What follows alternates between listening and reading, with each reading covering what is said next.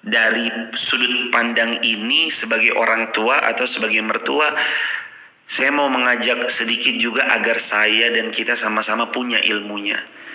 Beragama ini bukan berdasarkan hawa nafsu. Pengennya kita, anak kita ya tinggal sama kita, mantu kita ya tinggal sama kita. Tapi agama ini bukan hawa nafsu. Agama ini bukan berdasarkan maunya kita, tapi agama ini berdasarkan bagaimana Rasulullah telah memberi contoh teladan. Rasulnya aja cuma 3 hari. Masa kita sebagai orang tua gak bisa ngelepas anak kita? Masa sebagai mertua kita gak bisa melepas menantu kita?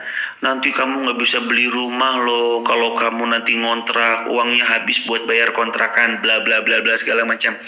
Ya Allah, jangan jadi seorang hamba yang ragu dengan Allahnya. Allahnya maha kaya, kok kitanya mental miskin. Padahal baginda sallallahu alaihi wasallam telah pernah bilang, wa man yastaghni yughnihillah. Sesiapa yang mentalnya kaya, Allah kayakan dia. Maka wahai orang tua, wahai mertua, jangan tahan anak Anda untuk tinggal dengan Anda. Izinkan mereka mengarungi bahtera rumah tangganya sendiri-sendiri. Izinkan mereka bahasanya apa ya? Izinkan mereka berjuang memperjuangkan rumah tangganya sendiri-sendiri. Anaknya ada yang di Surabaya, ada yang di Jakarta, ada yang di Papua, ada yang di Manokwari, ada yang di Makassar, ada yang di Jogja. Bismillah, dimanapun buminya Allah, tugas orang tua mendoakan.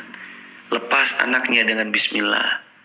Jangan dipaksakan untuk tinggal terus serumah. Karena kaidah keteladanan dari Nabi SAW, maksimal baru nikah berapa hari? Salasa ayyam, 3 hari. 3 hari ya. Sahabat-sahabat silakan di komen. Kalau baru menikah tinggal di rumah orang tua atau mertua, maksimal 3 hari. Teladannya baginda Rasul SAW, hadis riwayat Imam Muslim halaman 796, nomor hadis yang ke 1460. Hadis sahih riwayat Imam Muslim. Nah, ini riwayat yang kedua. Jadi kalau tadi 3 hari ya, ini riwayat pertama 3 hari. Teman-teman jangan stop sampai riwayat pertama ya, karena ada riwayat berikutnya, riwayat yang kedua. Wah, ini ada komen nih. Ya Ustadz, kalau saya ditahan pindah sampai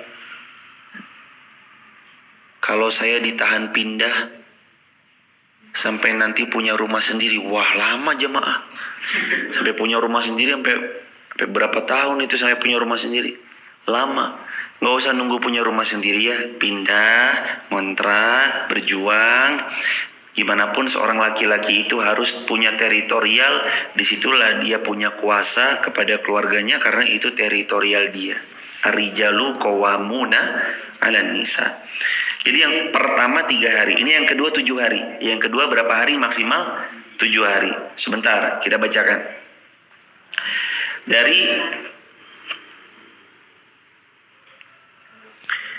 in syi'ti sabba'tu laki wa in saba'tu laki sabba'tu linisa'i. Aku tidak bermaksud menghinakan keluargamu, maka aku akan tinggal lebih lama, kata baginda sallallahu alaihi wasallam. Aku tinggal bersama keluargamu 7 hari. Jika kamu menghendaki, maka aku akan tinggal bersama keluargamu 7 hari. Dan seperti itu jugalah aku akan tinggal bersama keluarga istriku selama berapa hari? 7 hari. Jadi 3 hari ini hadis yang pertama. Di hadis Muslim yang kedua berapa hari lamanya? 7 hari. Nanti lain cerita lagi jamaah, ini lain cerita lagi ya. Kalau Anda sudah punya tempat tinggal misalkan di Solo, lagi menyambangi orang tua Anda di Jogja.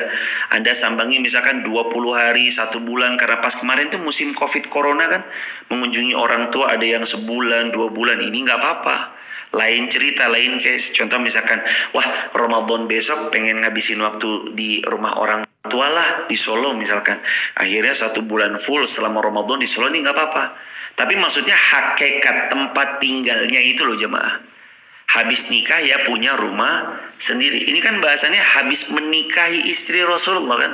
Ketika Rasulullah setelah menikahiku, kata Ummu Salamah, Rasul tinggal bersamaku 3 hari di rumahku.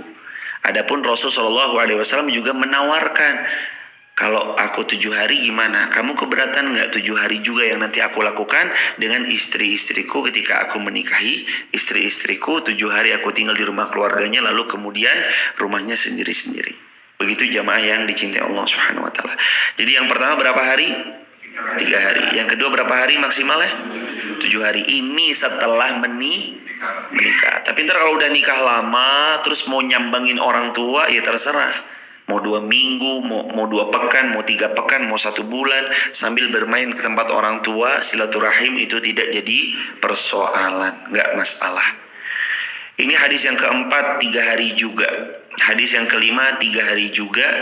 Hadis yang keenam, 3 hari juga. Nah ini nih, sebentar jemaah.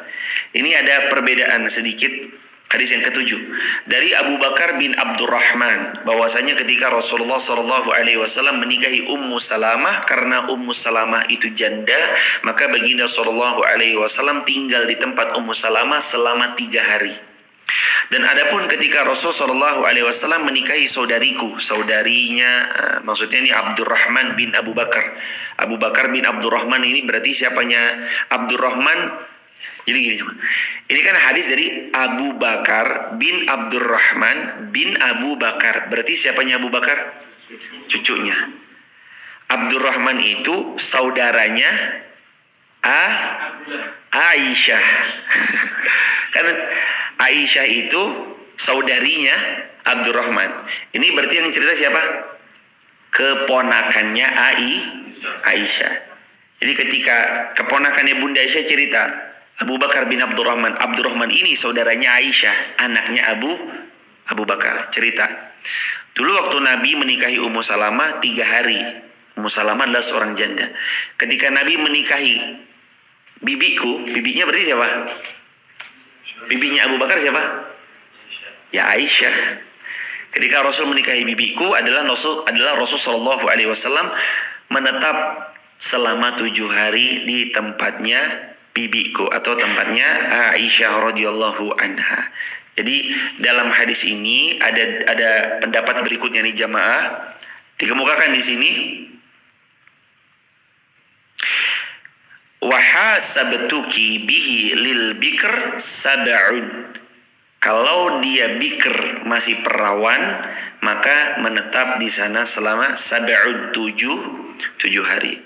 Walisayyib, dan untuk yang janda statusnya salasun, menetap di sana selama 3 hari. Nah, di situ ini hadis yang ke-7. Begitu ya hadirin jamaah yang dirahmati Allah. Ini teman-teman dirahmati Allah, qadarullah ma syaa fa'al. Saya mendoakan mudah-mudahan yang belum menikah tahun ini segera menikah. Yang pernah menikah berpisah, qadarullah ma syaa fa'al, semoga Allah ganti dengan yang jauh lebih baik biidznillah. Dan untuk sahabat-sahabat sekalian yang mau berkenan bergabung di grup WA kajian saya yang berisi tentang informasi-informasi seputar kajian saya, program-program kajian saya, teman-teman bisa tap link di bio, nanti tersambung ke WhatsApp, ketik saja nama dan asal kota atau asal negara. Ketik nama, asal kota atau asal negara, kirim linknya, tap link di bio. Linknya bisa di bio Instagram atau di bio TikTok, itu ada. Mudah-mudahan kita semua menjadi hamba-hamba Allah yang bisa mempraktikkan ilmu yang kita ketahui. Amin ya rabbal alamin. Ini ilmu baru juga buat saya jemaat. Walaupun dulu ayatnya sudah masyhur di antara kita, ar-rijalu qawwamuna 'ala nisa, laki-laki itu adalah pemimpin buat perempuan. Namanya pemimpin harus punya daerah teritorial. Apalagi Quran surah At-Tolak ayat yang ke-6, askinuhunna min haitsu sakantum min wujdikum, tempatkan istrimu sesuai dengan budget kemampuan kita. Mampunya ngontrak silakan ngontrak. Tapi tentang batasan, alhamdulillah hari ini kita dapat ilmu. Ada yang udah tahu belum jemaah batasan hari sebelumnya yang baru nikah? Baru tahu semua. Ini ilmu baru buat kita berarti. Ternyata ada di hadis Muslim. Inilah enaknya kalau kita ngaji runtut, pakai kitab panduan, ada kitab rujukannya. Jadi ngajinya runtut, nanti pasti ketemu ilmu baru. Kalau ngaji tematik kan pasti seputar itu ya, sholat, ya zakat, ya puasa, haji yang belum haji, banyakin amal soleh. Ini kan kalau ngaji tematik kan begitu, bagus, ngaji tematik bagus.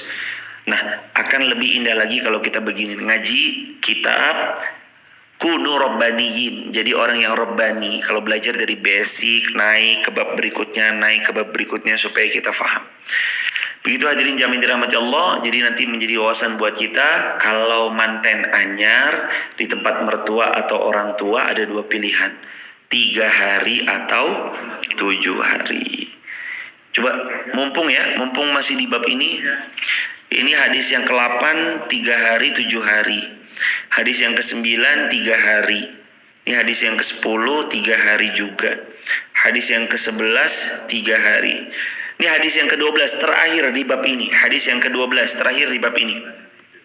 An Anas qala min sunnah, dari Anas bin Malik.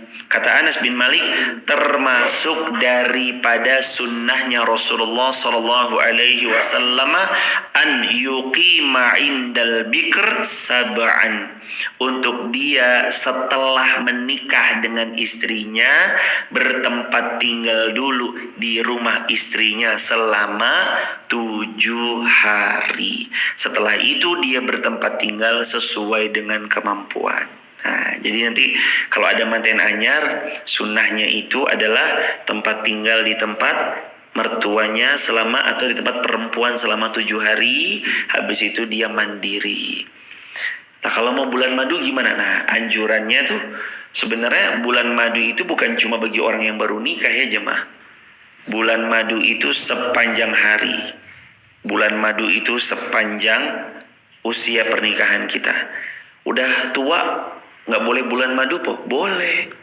Maka saya sering bilang, wahai para suami, sering-seringlah ajak istri Anda jalan-jalan, agar istri Anda itu punya suasana baru, nggak judek terus di rumah berurusan dengan nyuci piring, nyapu, ngepel, nyiapin keperluan sehari-hari.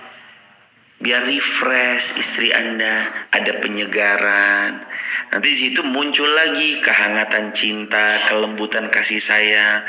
Maka agendakan minimal itu 1 tahun 1 kali. Ya masa 365 hari. Dari 365 hari nggak ada 1 hari yang dipakai buat jalan-jalan sama istri. Pakai jalan-jalan sama istri. Istri ajak jalan-jalan. Kalau nggak punya budget untuk pergi jalan-jalan ke tempat yang jauh, cukup ajak istri jalan-jalan keliling komplek, udah bahagia.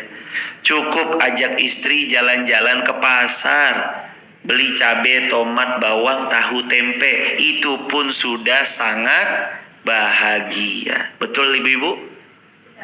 Waduh, betul.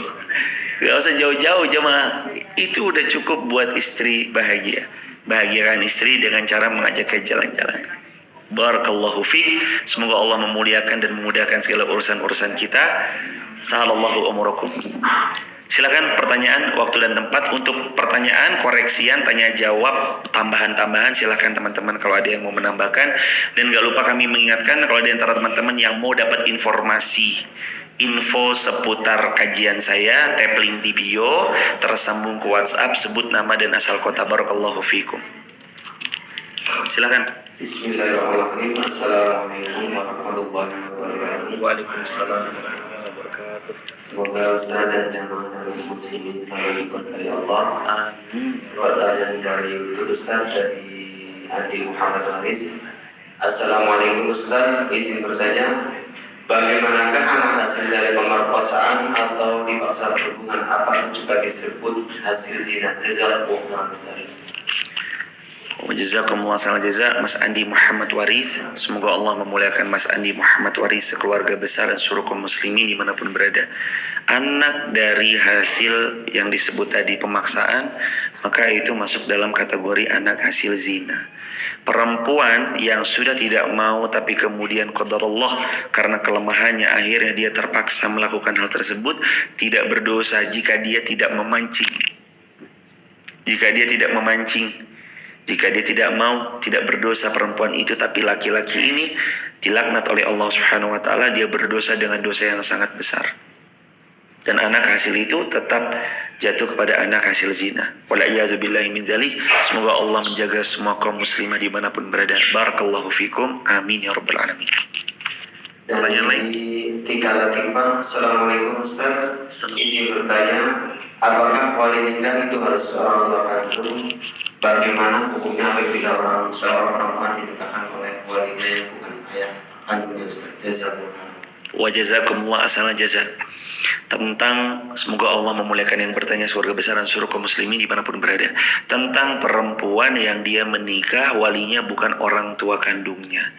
Kalau memang ada uzur syar'i, orang tua kandungnya gila, orang tua kandungnya jauh, orang tua kandungnya meninggal, maka silahkan perwaliannya diwakilkan oleh ayah, oleh kakak dari ayahnya atau adik dari ayahnya, atau simbahnya, atau kakak laki-laki dari si perempuan ini. Silahkan perwaliannya digantikan. Atau bisa juga dengan tadi sama aja ya, om pak D itu kan sama aja ya, kakaknya bapak atau adiknya bapak kan sama, jangan pak D atau om. Tapi kalau memang benar-benar tidak ada qadarullah masyaallah sudah menjadi orang yang sebatang kara, udah meninggal apa segala macam, walinya kembali kepada wali hakim. Kalau masih ada tapi kok tidak mau karena anaknya ini yang nggak mau, padahal bapaknya mau menikahkan, bapaknya bersedia untuk menikahkan putrinya, maka anak ini nih berdosa nih. Berdosa karena dia tidak menjadikan ayahnya sebagai walinya, padahal ayahnya mau. Dan lagi nggak ada uzur syar'i, nggak ada jarak, ayahnya masih hidup, ayahnya tidak gila, masih sehat, masih waras, ayahnya mau menikahkan. Tapi kok anak ini malah kawin lari nih, nggak jelas apa segala macam. Nah itu nanti bahaya pada pernikahannya si anak itu. Ada ulama dua pendapat, ada yang mengatakan ya tetap nikahnya kalau ke wali hakim ya sah, tapi su'ul adab aja karena dia melengkapi daripada ayahnya, padahal ayahnya berkenan dan bersedia. Ada ulama kedua nih, ulama yang ketat ya, mengatakan nikah biduni wali, nikah yang tanpa wali nikahnya batal. Perempuan yang dia nikah tanpa walinya maka nikahnya batal. Wala'iyadzubillah.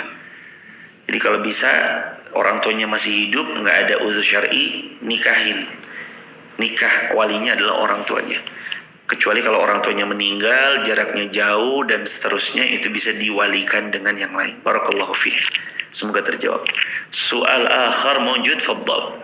Mas Hadi, silakan Mas Hadi. Bismillahirrahmanirrahim. Assalamualaikum warahmatullahi wabarakatuh. Waalaikumsalam. Semoga Allah merahmati, meridhoi dan melindungi Pak Ustadz kita semua dan kaum muslimin. Izin bertanya satu pertanyaan. Anak hasil zina sudah 5 tahun ditinggal suami yang tidak tanggung jawab, istilahnya Pak Toyib, yang tidak pulang-pulang. Yang jadi pertanyaan, masa depan untuk mendidik anak hasil zina, itu kewajiban ibu atau dua orang tua untuk dipertanggungjawabkan kepada Allah karena suami tidak pulang-pulang. Jazakumullah khairan jazak. Semoga Allah memuliakan Mas Hadi, keluarga besar beliau dan seluruh kaum muslimin dimanapun berada. Yang pertama dulu Mas Hadi tentang anak hasil zina tadi. Maka tanggung jawab nafkahnya itu kembali kepada siapa? Kembali kepada ibunya si pemilik ranjang. Dan bagi anak hasil zina itu, nah ini Mas, nomor 5 Mas. Anak hasil zina itu tidak wajib dinafkahi. Wala'iyadzubillah. Coba bayangin. Yang rugi siapa? Perempuan. Yang lelah hamil mengandung siapa? Perempuan. Yang harus menahan rasa sakit ketika melahirkan siapa? Perempuan. Yang harus capek bangun dini hari ketika anak bayi itu menangis siapa? Perempuan. Yang harus capek lelah menyusui siapa? Perempuan. Yang harus sibuk memperbaiki gizinya supaya air susu ASI-nya eksklusifnya keluar siapa? Perempuan. Laki-laki kabur selesai, udah jemaah. Tapi yang rugi itu perempuan. Makanya dalam Islam perempuan begitu dimuliakan. Jaga marwah Anda, jaga kehormatan diri Anda sebagai perempuan. Jangan terlena dengan bualan buaya-buaya yang tidak bertanggung jawab. Wala'iyadzubillah. Jadi terus tadi kalau Mas Hadi bertanya, ini nafkah anak hasil zina siapa? Ibunya. Bapak biologisnya gimana? Ya memang nggak ada kewajiban. Itulah kejamnya zina. Nasabnya nggak jelas, nafkahnya nggak jelas. Wal'iyazubillahi min dzalik. Begitu ya Mas Adi? Barakallahu fiik. Semoga terjawab. Allahu a'lam bishawab. Mas, ada pertanyaan dari Instagram mau dibacakan Mas? Ini dibacakan Mas Anam nggak apa-apa? Silakan Mas Anam. Assalamualaikum warahmatullahi wabarakatuh. Waalaikumsalam warahmatullahi wabarakatuh. Kami sudah tidak memiliki bapak, adik nomor 2 sudah menikah dan selang 5 hari adik ketiga meninggal. Lalu adik nomor 2 itu laki-laki diminta tinggal dengan ibu karena ibu seorang diri itu. Jazakumullah khairan jaza atas pertanyaannya. Jadi ada orang qadarullah sudah menikah, adiknya ini meninggal. Ibu seorang diri karena bapak sudah nggak ada. Terus ibu meminta agar supaya adik saya ini nih yang nomor 2 menemani ibu. Karena saya jauh, anak ketiga berarti ya.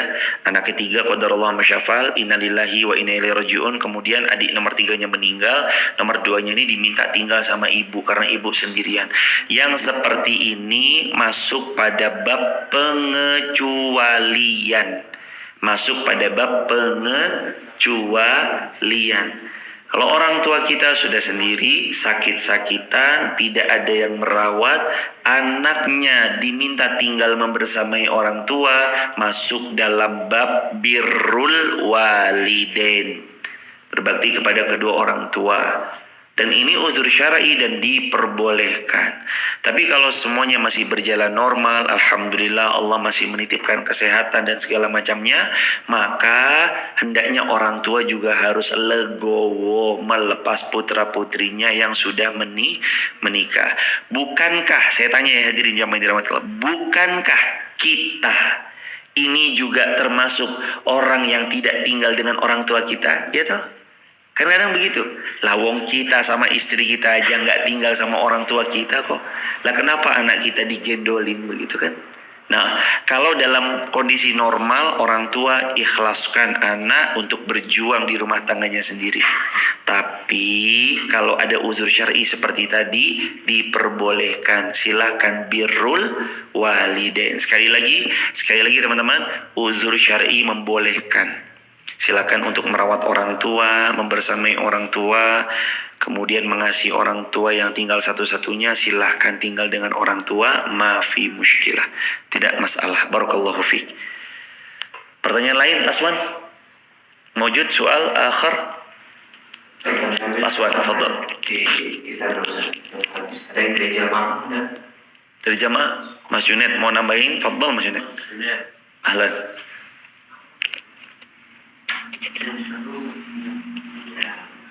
Assalamualaikum warahmatullahi wabarakatuh. Waalaikumsalam warahmatullahi wabarakatuh.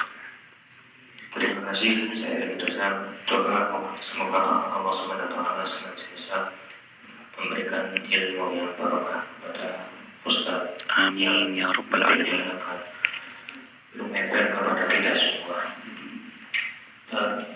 Tadi tentang ada prioritas sependapat dengan Ustaz, karena pada waktu dulu ada kajian tentang kitab karangan Salafatul Izar itu tentang adab-adab perancang yang diberikan kepada anak-anak yang non sewu masih belum nikah. Jadi pikirannya itu jadi melayang atau jadi beranak.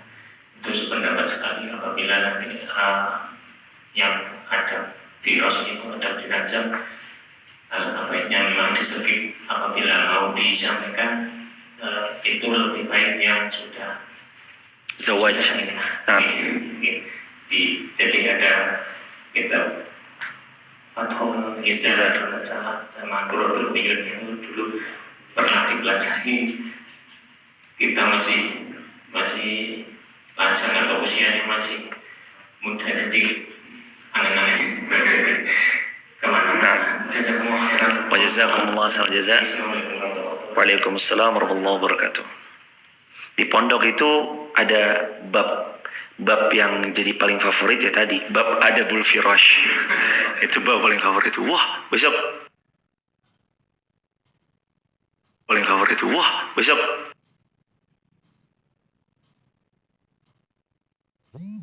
yang isinya tentang tadi juga, tentang rumah tangga, kehidupan di dalam kamar dan ruang lingkupnya. Jadi emang mungkin nanti ada special class gitu, special class. Ada Bulfirosh, ada begitu. Masa di daftar nomor 1 ini. Nanti insya Allah ya, jadi emang kita skip langsung kita ke tadi ya, tentang pernikahan. Kalau pernikahan itu kan secara umum dan seterusnya. Jadi mudah-mudahan nanti insya Allah lain kesempatan kita punya special class tentang itu. Waktunya nanti menyesuaikan aja. Sama izin menginformasikan ya jemaah, sampai Kamis Ahad ini kan Senin, Selasa, Rabu, Kamis subuh ya. Kamis subuh insya Allah kami masih membersamai. Pada subuh kami berangkat ke Solo insya Allah bismillah, atau mungkin sekitar jam 8 pagian lah berangkat ke Solo. Berarti Jumat, Sabtu, Ahad kami karena di Solo, nanti di sini mohon disesuaikan aja Mas. Jadi mungkin Mas Junaid berkenan membersamai gitu Mas Junaid. Mas Junaid, ayahanda kami, Pak Mul, Abah Kuat, ya pas udah. Jumat Mas Junaid, Sabtu Abah Kuat, Ahad Pak Mul, udah kan pas. Iya siap, nanti dikondisikan aja tentang hal tersebut. Kami mohon izin juga. Nah kemungkinan kembalinya itu hari Senin juga, ini nanti kemungkinan sih baliknya Ahad tapi malam, mungkin dini hari ya, Senin dini hari kemungkinan baliknya, karena ada kemungkinan besar Ahad sampai malam masih di Solo. Jadi nanti Senin Ahadnya kalaupun saya terlalu itu nanti dikondisikan aja dan segala. Kalau bisa sih insya Allah kita akan lanjutkan begitu biiznillah. Insya Allah sih diusahakan bisa hari Seninnya. Begitu ya sahabat-sahabat sekalian yang dicintai Allah. Jazakumullah khairan jazaa. Mudah-mudahan sehat, lancar, berkah, keluarga sakinah, mawaddah rahmah, putra-putrinya shalih-shalihah, istiqamah sampai husnul khatimah. Subhanakallahumma bihamdika asyhadu an la ilaha illa anta astaghfiruka wa natubu ilaihi walhamdulillahi rabbil alamin. Buat sahabat sekalian yang mau berkenan gabung ke grup kajian saya, isinya hanya sekedar informasi